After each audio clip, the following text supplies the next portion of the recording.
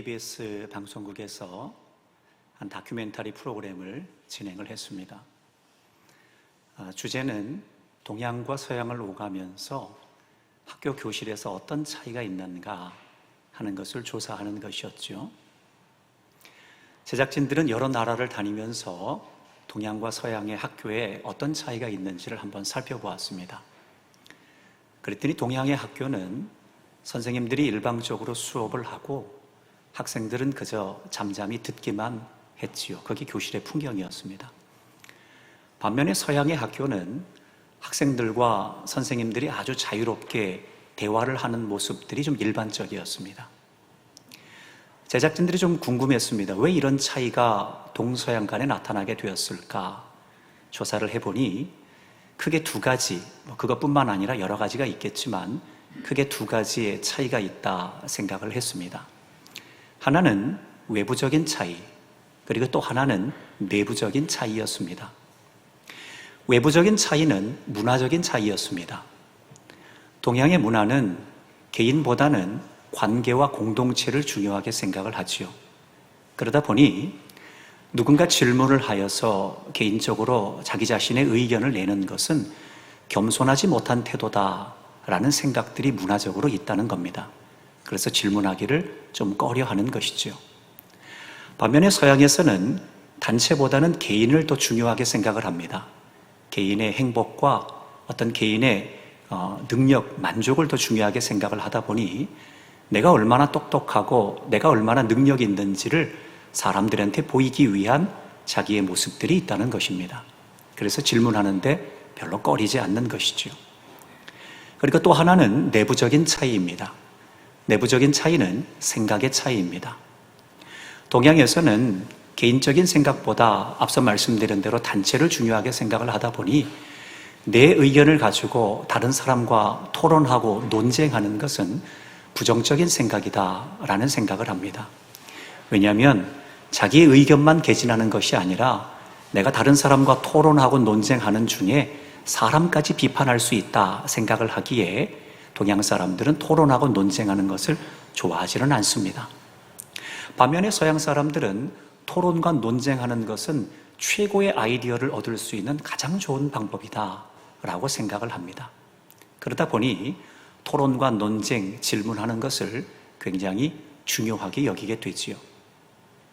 몇 가지지만 이러한 외부적인 차이와 내부적인 차이를 통해서 결국 동양은 듣기 위주의 수업이 교실에서 진행이 되었고 서양은 말하기 위주의 수업이 학교 교실에서 진행이 되었다 하는 것을 어느 정도 유추할 수 있었습니다. 그러니까 말하자면 아주 사소한 차이였지요. 동양과 서양 간에 오랜 시간 동안 나타났었던 아주 작은 차이인데 이 작은 차이가 결국은 학생들의 교실에서도 결과적으로 나타나게 되었다는 겁니다. 여러분, 오늘 본문은 이와 비슷한 상황을 이야기하고 있습니다. 오늘 본문에 두 부류의 사람들이 등장을 합니다. 그런데 이 두 부류 간에 아주 매우 사소한 차이가 나타나게 됩니다. 그런데 이 사소한 차이는 이 두 부류 간에 전혀 다른 결과를 가져오게 됩니다. 오늘 그래서 우리는 말씀을 통해서 과연 이 두 부류 간에 어떤 차이가 나타나게 되었는가 하는 것을 통해서 우리가 이르러야 되는 결과는 무엇이냐 하는 것을 좀 살펴보려고 합니다. 오늘 본문에 등장하는 첫 번째 부류는 바로 마리아입니다. 여러분 아마 한 번쯤은 다 들어보셨겠지요? 마리아는 예수님의 온 몸에 향유를 붓게 되지요. 예수님을 사랑하는 마음과 예수님께 감사하는 마음을 가득 담아서 향유를 머리끝부터 발끝까지 붓게 됩니다. 마리아가 예수님께 향유를 부은 이유는 여러 가지가 있을 수 있지만 표면적으로 드러나는 것은 크게 두 가지라고 할 수 있습니다. 하나는 예수님께서 자신의 오빠인 나사로를 살려주신 것에 대해서 감사하는 마음이 있었습니다. 그리고 예수님께서 몸소 자신의 집에 신방을 오신 겁니다. 신방을 오셔서 말씀을 나눠주시고 그리고 자신의 온 가족들을 위로해 주시는 예수님의 모습에 온 가족들이 위로를 받게 된 것이지요. 그런 예수님의 따뜻한 마음과 자신의 오빠를 살려주신 것에 대해서 감사하는 마음을 가지고 마리아는 어떻게 하면 내가 예수님께 이 마음을 표현할 수 있을까 라고 생각을 하다가 결국 가장 귀한 이 향유 옥합을 깨뜨려서 예수님의 머리끝부터 발끝까지 적시게 되는 헌신을 하게 됩니다. 이것이 마리아의 모습입니다. 또 한 부류가 나옵니다. 바로 제자들입니다. 제자들은 오늘 마리아의 이 모습을 보면서 우리가 언뜻 생각했을 때는 마리아의 모습을 칭찬하는 게 맞습니다. 아니, 이 귀한 향유 옥합을 깨뜨려서 예수님의 머리끝부터 발끝까지 붓는다니, 야, 이것은 어느 누구에게도 볼 수 없는 헌신인데, 아니, 어떻게 이렇게 예수님을 사랑하는 마음을 표현할 수가 있느냐? 만약에 예수님과 같은 마음이었다면 제자들은 그 마리아를 향해서 칭찬하고 격려하는 것이 맞습니다. 그런데 예수님의 제자들은 이 마리아를 보면서 화를 내고 있습니다. 그리고 꾸짖고 있습니다. 자, 얼마나 꾸짖게 되었는지 그들의 모습에 대해서 오늘 본문 8절은 아주 자세하게 설명을 하고 있습니다. 제자들이 얼마나 화를 냈는지 우리 말씀을 한번 보겠습니다. 시작. 제자들이 보고 분개하여 이르되 무슨 의도로 이것을 허비하느냐. 분개했다 그럽니다. 여러분, 이렇게까지 분개할 일일까요? 마리아가 예수님께 감사하는 마음으로 향유 옥합을 깨뜨렸는데 왜 도대체 예수님의 제자들은 마리아를 향해서 분개하며 화를 내기까지 했을까요? 여러분, 우리는 오늘 이 제자들의 모습을 보면서 두 가지를 좀 살펴보려고 합니다. 첫 번째는 제자들의 모습에서 외부적인 문제가 있었습니다. 그리고 또 하나는 내부적인 문제가 있었습니다. 첫 번째 외부적인 문제부터 한번 살펴보도록 하겠습니다. 제자들에게 나타났었던 외부적인 문제는 그들은 제대로 관찰하지 못했습니다.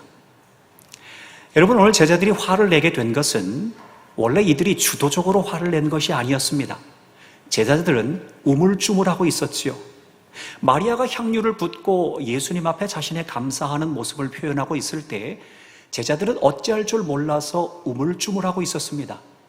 그런데 그 행동을 주도하도록 나선 주동자가 있었습니다. 오늘 본문과 똑같은 사건을 기록하고 있는 요한복음은 그 주동자에 대해서 명확하게 설명을 하고 있습니다. 요한복음 12장 4절, 5절 말씀을 함께 읽겠습니다. 시작. 제자 중 하나로서 예수를 잡아줄 가룟 유다가 말하되 이 향유를 어찌하여 300데나리온에 팔아 가난한 자들에게 주지 아니하였느냐 하니. 사도 요한은 제자들이 오늘 분개하면서까지 화를 내게 된 이유는 제자들 스스로 판단하여서 마리아에 대해서 분개하고 화를 낸 것이 아니라 가룟 유다가 주동했다라는 겁니다. 가룟 유다가 먼저 선동을 했다라는 것이지요. 가룟 유다가 선동을 해서 그 마리아에 대해서 비방을 하고 판단을 하고 안 좋은 말들을 뱉고 나니 어떻게 너는 그 귀한 것을 가지고 가난한 사람들을 생각하지 않을 수 있느냐라고 가룟 유다가 선동을 하자 제자들은 따라서 화를 내게 되었다라는 것입니다. 여러분, 제자들은 이 가룟 유다를 잘 관찰하지 못했던 겁니다. 가룟 유다는 사도 요한에 의하자면 돈을 훔치는 도둑이었습니다. 뿐만 아니라 가룟 유다가 어떤 의도를 가지고 이 마리아에 대해서 화를 냈는지 우리는 알 수 없습니다. 여러분, 그런데 이런 일은 우리에게도 일어나지요. 우리가 어떤 사건이 발생했을 때 우물쭈물하고 있다 보면 누군가가 선동을 하는 경우가 있지요. 누군가가 화를 내거나 아니면 누군가가 칭찬을 하거나 아니면 누군가가 감사한 마음들을 표현하게 되면 우물쭈물하고 있는 다른 사람들은 그 사람의 선동에 이끌려서 행동을 하게 되는 일들이 있다는 것입니다. 오늘 제자들도 그랬습니다. 가룟 유다가 선동을 하기 전까지는 우물쭈물하고 있었는데 사도 요한은 정확히 본 거지요. 가룟 유다가 선동을 하자마자 제자들이 더불어서 화를 냈는데 분개하며 이르기까지 화를 냈다라고 말하고 있는 것입니다. 제자들은 가룟 유다를 관찰하지 못했습니다. 여러분, 이것은 우리의 삶에도 그대로 일어나고 있습니다. 여러분, 우리는 하나님의 자녀들입니다. 하나님의 자녀라는 것은 하나님께서 언제나 우리를 보호하시고 인도하시고 지켜주시고 세밀하게 하나님의 걸음을 인도하시는 분이 바로 하나님, 우리 하나님의 자녀들이라는 겁니다. 하나님께서는 우리 자녀들이 언제나 좋은 길로, 선한 길로, 의로운 길로 나가도록 인도하시는 분이 우리 하나님이시지요.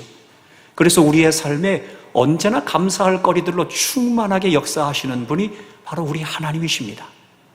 여러분, 그러나 이러한 감사한 조건들을 수많이 하나님께서 우리에게 주시지만 우리는 감사로 매 순간을 살아가기보다는 불평과 원망을 하면서 살아갈 때가 많이 있습니다. 왜 그럴까요?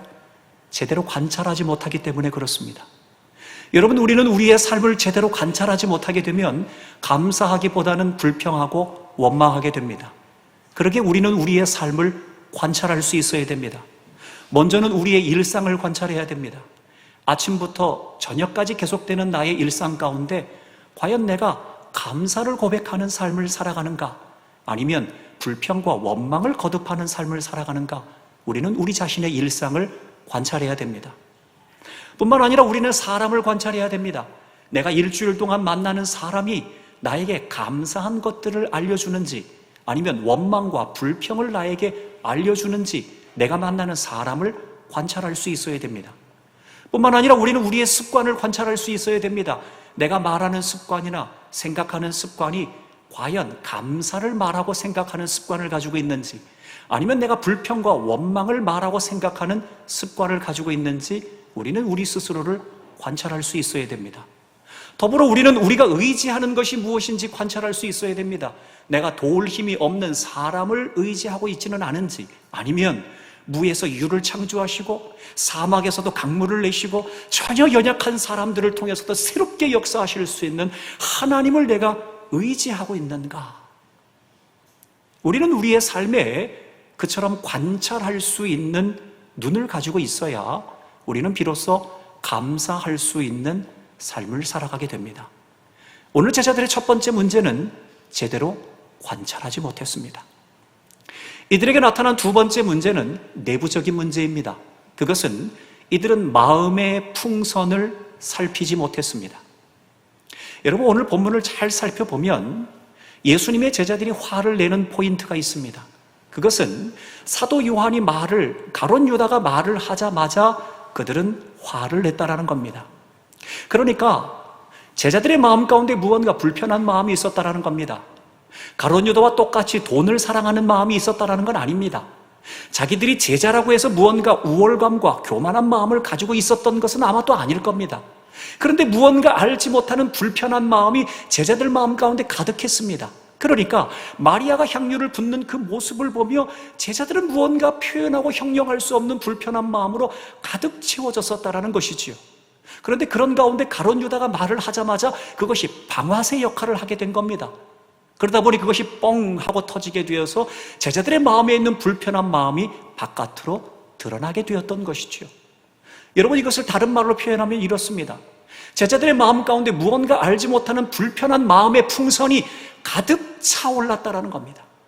무언가 이해할 수 없고 무언가 형용할 수 없는 불편한 마음의 풍선이 가득 빵빵하게 차올랐는데 가룟 유다가 말을 하자마자 그것이 방아쇠가 되어서 마음의 풍선이 뻥 하고 터지게 되었다라는 것이지요.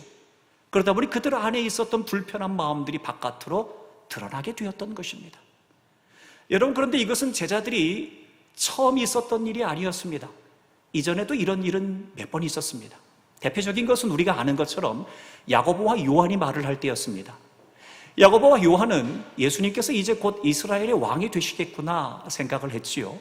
그래서 예수님에게 청탁을 했습니다. 예수님, 이제 예수님께서 곧 이스라엘의 왕이 되실 것 같은데 우리 두 형제를 잊지 마십시오. 예수님이 이스라엘의 왕이 되시면 우리 두 형제 중에 하나는 주의 우편에, 그리고 하나는 주의 좌편에 우리를 앉혀주십시오. 그 이야기가 끝나자마자 제자들은 오늘과 같이 분개했습니다. 화를 냈습니다. 아니, 야고보와 요한이 어떻게 우리보다 먼저 저렇게 말할 수가 있지? 여러분, 이것을 다른 말로 표현하면 사도들의 마음, 제자들의 마음은 그들의 명예와 권력이라는 풍선으로 빵빵하게 채워져 있었던 겁니다.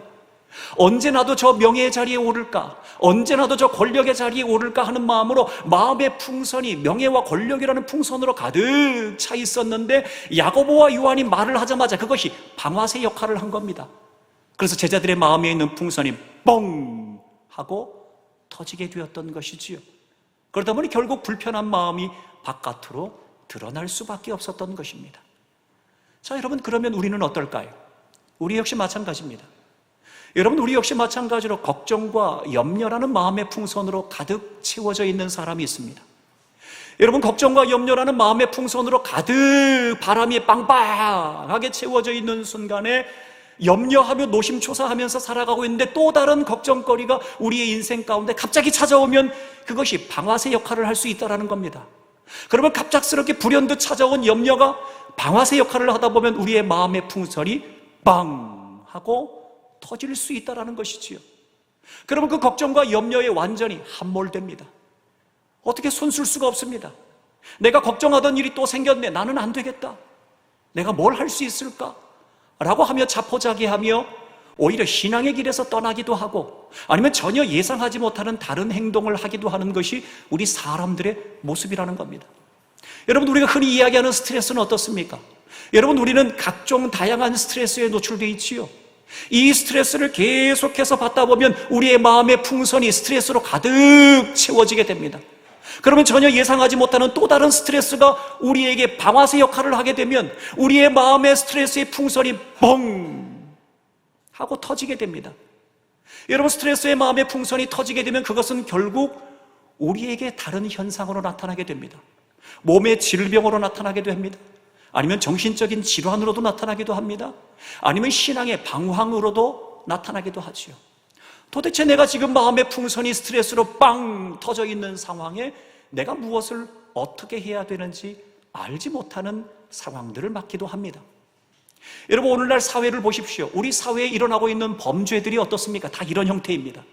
가정 안에서 일어나는 범죄, 사회 안에서 일어나는 범죄, 학교 학생들 안에서 일어나는 범죄, 그리고 어르신들과 자녀들 사이에 일어나는 모든 범죄들을 보면 참다가 부풀어 오릅니다. 풍선들이 부풀어 오릅니다. 한 번에 큰 범죄로 나타나지 않습니다. 부풀어 오르는 풍선처럼 가득 분노가 채워지고 스트레스가 채워지고 미움과 시기 질투가 채워지다가 어떤 한 사건이, 작은 사건이 촉발하게 되면 그것이 방아쇠 역할을 하게 되어서 갑자기 마음의 풍선이 빵 하고 터지게 된다는 겁니다. 여러분, 이것은 믿지 않는 사람이나 믿는 사람 동일하게 경험하는 일입니다. 자, 그러면 우리 믿는 사람들은 어떻게 해야 되겠습니까? 여러분, 우리 믿는 사람들은 이 마음의 풍선에 묶여있는 사람이 되면 안 됩니다.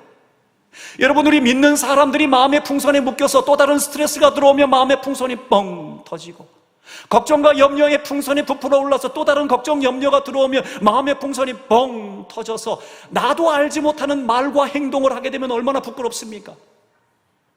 여러분, 우리의 마음의 풍선이 터지게 되면 우리는 내가 예상하지 못했던 말을 합니다. 내가 예상하지 못했던 행동을 합니다. 그리고 나서 몇 시간이 지나면 후회합니다. 내가 왜 그랬을까? 여보 미안해. 얘들아 미안해. 선생님 죄송합니다. 내가 알지 못하는 말과 행동을 하고 나서 우린 뒤늦게 후회합니다. 그런데 마음의 풍선이 터질 때에는 내가 그런 말과 행동을 하고 있는지도 모를 때가 있다는 겁니다. 여러분, 우리 믿음의 사람들이 그렇다면 하나님 앞에, 그리고 믿지 않는 사람들 앞에 얼마나 부끄러운 모습이 될 수 있겠습니까? 여러분, 그러기에 우리의 믿음의 사람들은 마음의 풍선을 터지기 전에 마음에 가득 찬 풍선의 바람을 뺄 수 있어야 됩니다. 그것은 우리는 믿음으로 선포할 때 마음의 풍선의 바람을 뺄 수 있다는 겁니다. 여러분, 우리는 믿음으로 선포하는 사람들입니다. 여러분, 우리의 마음의 풍선에 묶여있는 사람이 아니라 우리는 믿음으로 선포하는 사람들이 되어야 됩니다. 왜요? 성령께서 우리를 도와주시기 때문입니다. 성령께서 마음을 살피시는 하나님의 뜻대로 성도를 도와주시기 때문에 우리는 믿음으로 선포할 수 있다는 겁니다. 내 안에 계신 성령께서 나를 도와주시기에 나는 이 문제를 거뜬히 이길 수 있게 되는 줄 믿습니다. 나를 도와주시는 성령으로 인하여 내가 오늘도 주와 함께 담대히 이 문제에 뛰어넘을 수 있게 되는 줄 믿습니다. 내가 지금 당장 힘들고 어렵지만 나를 도와주시는 성령으로 인하여 오늘도 내가 거뜬히 믿음으로 승리하며 살아갈 수 있습니다 라고 믿음으로 선포할 수 있는 사람들이 바로 믿음의 사람들이라는 겁니다. 여러분, 이처럼 믿음의 사람들이 믿음의 선포를 할 때마다 우리의 마음의 풍선에 가득 채워져 있는 풍선의 바람들이 서서히 빠지게 됩니다. 오늘 제자들은 그러나 이 두 번째 마음의 풍선을 제대로 살피지 못해서 결국 뻥 하고 터지게 되었던 것입니다. 자, 이처럼 제자들에게 두 가지 문제가 일어나서 이제 이 마리아와 제자들과 예수님 앞에 비교되는 결과는 전혀 다르게 비교가 되었습니다. 오늘 예수님께서는 제자들을 향해서 말씀하셨습니다. 너희들은 왜 이 여인을 괴롭게 하느냐? 그러나 예수님께서는 향유 옥합을 깨뜨린 마리아에 대해서 칭찬을 하셨습니다. 오늘 본문 13절의 말씀을 함께 읽어보겠습니다. 시작. 내가 진실로 너희에게 이르노니 온 천하에 어디서든지 이 복음이 전파되는 곳에서는 이 여자가 행할 일도 말하여 그를 기억하리라 하시니라. 여러분, 아주 미세한 차이였습니다. 아주 미세한 차이에 예수님의 제자들은 사람을 괴롭게 하는 사람이 되었습니다. 그러나 마리아는 하나님 앞에 기억되는 사람이 되었습니다. 하나님 앞에 기억되는 사람이 되느냐, 사람을 괴롭히는 사람이 되느냐 하는 것은 아주 미세한 차이로 결정되었다라는 겁니다. 여러분, 이 본문 말씀을 준비하면서 생각을 해보니 누가 떠올랐냐면 다윗과 사울이 떠올랐습니다. 여러분, 다윗은 매 순간 자신의 삶을 관찰하는 사람이었습니다. 그의 일상을 관찰하고, 그의 습관을 관찰하고, 그가 만나는 사람을 관찰하고, 그가 의지하는 사람이 누구인지를 끊임없이 관찰했던 사람이 바로 다윗이었습니다. 그러기에 다윗은 자신을 의지하고 있는 하나님에 대해서 수많은 시편을 쓰면서 자기의 마음을 표현했지요. 여호와는 나의 목자이시니 내게 부족함이 없으리로다. 여러분, 다윗이 이처럼 여호와는 나의 목자이시니 내게 부족함이 없으리로다 라는 고백을 할 수 있게 된 것은 그가 의지하는 분이 누구인지 분명한 고백을 할 수 있었기 때문이었다라는 겁니다. 그러기에 다윗은 하나님 앞에 기억되는 인생을 살았습니다. 하나님은 다윗을 기억하기 위해 다윗과 특별한 언약을 맺으셨지요. 그것이 바로 다윗 언약이었습니다. 내가 결코 너를 잊어버리지 않겠다라는 하나님의 약속이었습니다. 그러나 반면에 사울은 어땠습니까? 사울은 자신의 마음에 열등감이라는 마음의 풍선으로 늘 빵빵하게 채워가며 삶을 살았던 사람이었습니다. 다윗이 백성들 앞에서 칭찬을 받으니 열등감의 풍선이 부풀어 올랐습니다. 자신이 인정받지 못하자 열등감의 마음의 풍선이 부풀어 올랐습니다. 그런 순간순간마다 열등감의 마음의 풍선이 뻥뻥뻥 터졌습니다. 그때마다 다윗을 죽이려고 했지요. 그러다 보니 사울은 결국 죽을 때까지 다윗을 괴롭히는 인생으로 살아가고 말았습니다. 다윗은 하나님 앞에 기억되는 인생이 되었지만 사울은 사람을 괴롭히는 사람이 되었습니다. 마리아는 하나님 앞에 기억되는 사람이 되었지만 제자들은 사람을 괴롭히는 사람이 되었습니다. 사랑하는 여러분, 여러분은 어떤 인생을 살아가시길 원합니까? 하나님 앞에 기억되는 인생을 살아가기를 원하십니까? 아니면 우리의 연약함, 부족함으로 죄송하지만 사람을 괴롭히는 인생을 살아가시겠습니까? 아주 미세한 차이가 엄청난 결과를 만들어낼 수 있습니다. 바라기는 저와 여러분이 우리의 외부적인 문제 관찰합시다. 우리의 일상을 관찰하고, 우리의 말의 습관을 관찰하고, 우리가 만나는 사람을 관찰하고, 그리고 우리가 의지하는 것이 무엇인지를 관찰합시다. 그리고 여러분의 마음의 풍선이 무엇으로 터지기 직전입니까? 믿음으로 선포합시다. 그래서 여러분의 마음의 풍선에 가득 차 있는 바람을 뺍시다. 그래서 사람을 괴롭히는 인생이 되는 것이 아니라 하나님께 기억되는 인생이 되셔서 영원토록 주를 향해 기뻐하며 살아가는 믿음의 일생들 다 되실 수 있기를 우리 주님의 이름으로 간절히 축원합니다.